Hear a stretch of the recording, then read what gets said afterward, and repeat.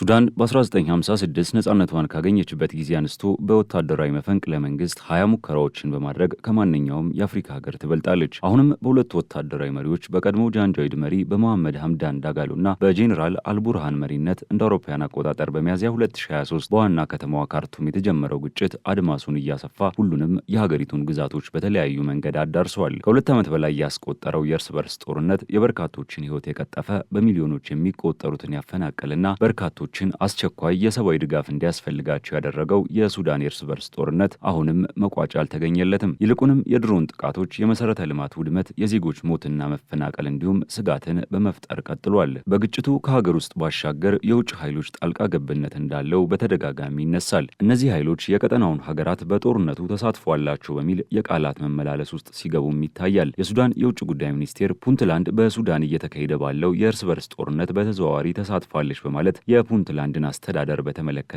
ለሶማሊያ መንግስት በይፋ ክስ አቅርበዋል። ለሶማሊያ መንግስት በላከው ይፋዊ ደብዳቤ የሀገር ውስጥና ዓለም አቀፍ ምንጮች መግለጻቸውን ገልጾ ፑንትላንድ በሱዳን ውስጥ በሰብአዊ መብት ጥሰትና በጦር ወንጀል በሰፊው ለተከሰሱት የፈጣን ድጋፍ ሰጪ ኃይሎች ስትራቴጂካዊና ሎጂስቲክ ድጋፍ እያደረገች ነው ሲል ከሷል። በአልሸባብ እንቅስቃሴና በውስጥ የፖለቲካ ጥያቄዎች ምክንያት ጫና ውስጥ ለሚገኘው የሶማሊያ ፌዴራል መንግስት ይህ የሱዳን ክስ ጫናን ይዞበት የሚመጣ ጉዳይ ሆኗል። የፑንትላንድ የመረጃ ሚኒስቴር ሞሐመድ አሊ ዲሬር ፑንትላንድ በሱዳን ቀውስ መካከል ምንም አይነት ግንኙነት እንደሌላቸው በጽኑ አስተባብለዋል። የሱዳን የውጭ ጉዳይ ሚኒስቴር በበኩላቸው ሚኒስትሩ የሰጡት አስተያየት አሳሳችና ፑንትላንድ አርኤስኤፍን በመደገፍ ላይ ያላትን ተሳትፎ ለመሸፈን የተደረገ ሙከራ ነው ብለውታል። ሱዳን ከሶማሊያ ህዝብም ሆነ ከሶማሊያ ፌዴራል መንግስት ጋር ጠንካራ ዲፕሎማሲያዊና ወንድማዊ ትስስር እንደምትይዝ ገልጸው፣ ሆኖም ግን የፑንትላንድ የፈጣን ድጋፍ ሰጪ ኃይሎች ድጋፍ ለሱዳን ብሔራዊ ደህንነት ትልቅ ስጋት እንደሆነ ተደርጎ እንደሚታይና በሁለቱ ሀገራት መካከል ያለውን ግንኙነት ሊጎዳ እንደሚችል ግልጽ አድርገዋል። ሱዳን አርኤስኤፍም ሆነ አመራሩ ምንም አይነት ፖለቲካዊ፣ ወታደራዊ ወይም የሎጂስቲክስ ድጋፍ እንዲያገኙ እንደማይፈቅድ በማያሻማ ሁኔታ አስረግጣለች። በሺዎች የሚቆጠሩ ሰላማዊ ሰዎች በመሞታቸውና በሱዳን ግዛት ውስጥ በተስፋፋው አለመረጋጋት ውስጥ ተሳትፈዋል የተባሉ መሆናቸውንም ጠቅሰዋል። በመጨረሻም የሱዳን መንግስት የሶማሊያን መንግስት ይህንን ጉዳይ በአፋጣኝ እንዲመረምር፣ ተስማሚ እርምጃዎችን እንዲወስድና የሱዳንን ሉዓላዊነትና ደህንነት ለመጠበቅ ያለውን ቁርጠኝነት በድጋሚ እንዲያረጋግጥ አሳስበዋል። በቀጠለው የሱዳን ግጭት ለአምስቱ የዳርፉር ግዛቶች ቁልፍ የሰብአዊ ማዕከል በሆነችው ከተማ ውስጥ ስላለው ሁከት ዓለም አቀፍ ማስጠንቀቂያ ቢሰጥም አልፋሻር ከግንቦት 2024 ጀምሮ በሱዳን ጦርና በፈጥኖ ደራሹ ኃይል መካከል ከፍተኛ ጦርነት እየተካሄደባት ይገኛል። ከከተማዋ በ12 ኪሎ ሜትር ርቀት ደግሞ ከ180 ሺህ በላይ ስደተኞች የሚገኙበት ዛምዛም ካምፕ ይገኛል። በሰሜን አልፋሻር የሚገኘው ሌላኛው የስደተኞች መጠለያ አቡሻውቅ 190 ሺህ በላይ ስደተኞችን የያዘ ሲሆን በጥቃቱም ስጋት ውስጥ እንደከተታቸው ነው የተገለጸው። በሱዳን ጦር ቁጥጥር ስር የምትገኘው የመጨረሻዋ ትልቅ ከተማ አልፋሻር አርኤስኤፍ ተከታታይ የድሮን ጥቃቶችን እየፈጸመ እንደሚገኝ የሱዳን ጦር ገልጿል። ጦሩ በዛሬው ዕለት ይፋ ባደረገው መሰረት የፈጣን ድጋፍ ሰጪ ኃይሎች በሰሜናዊ ዳርፉር ኤልፋሻር በፈጸሙት ጥቃት 7 ሲቪሎች መገደላቸውን ገልጿል። በተመሳሳይ እሁድ ዕለት በፈጸሙት ጥቃት 9 ሰዎች መገደላቸውን አስታውቋል። ባለስልጣናቱ አክለውም ከ2 ዓመታት በላይ ለሱዳናውያን ስደተኞች በአንጻራዊነት ባላት ሰላም በመጠለያነት እንዲሁም ዋና ከተማውን ከቁጥጥሩ ከወጣች በኋላ በመቀመጫነት የቆየችው ፖርት ሱዳን ከሰሞኑ የፈጣን ድጋፍ ሰጪ ኃይሎች በሰነዘሩት ተከታታይ ጥቃት ኢላማ የተደረጉ ዋና ዋና የነዳጅ ማከማቻዎችና የግል ባለሀብቶች መጋዘኖች ላይ በመቀጠሉ በአቅራቢያው የሚገኙ አንዳንድ ነዋሪዎች በከባድ ጭስ ምክንያት አካባቢውን ለቀው እንዲወጡ ምክንያት ሆኗል ብለዋል።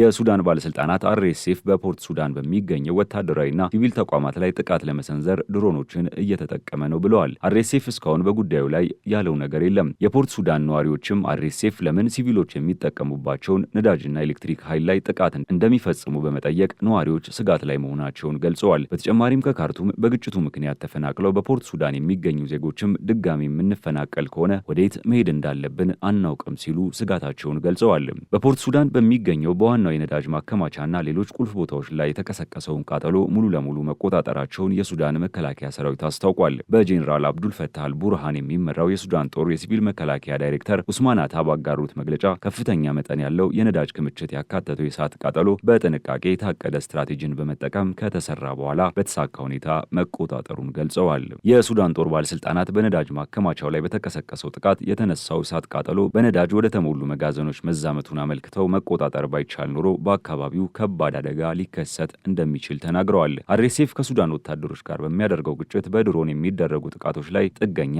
እየሆነ መጥቷል ነው የተባለው። በሰራዊቱ ቁጥጥር ስር ባሉ ከተሞች ላይ ትኩረት በማድረግ በሰሜን በአባይ ወንዝ፣ በቀይ ባህር፣ በኮስቲና በነጭ አባይ ግዛቶች ጥቃቶችን እየፈጸመ እንደሚገኝ ተገልጿል። አምነስቲ ኢንተርናሽናል ጉዳዩን አስመልክቶ እንደገለጸው በመሐመድ ሐምዳን ዳጋሎ የሚመራው የፈጣን ድጋፍ ሰጪ ኃይሎች ከተባበሩት አረብ ኤምሬት ባገኟቸው ቻይና ሰራሽ ድሮኖች መጠቀማቸውን የሚያረጋግጡ ማስረጃዎች መኖራቸውን ገልጿል።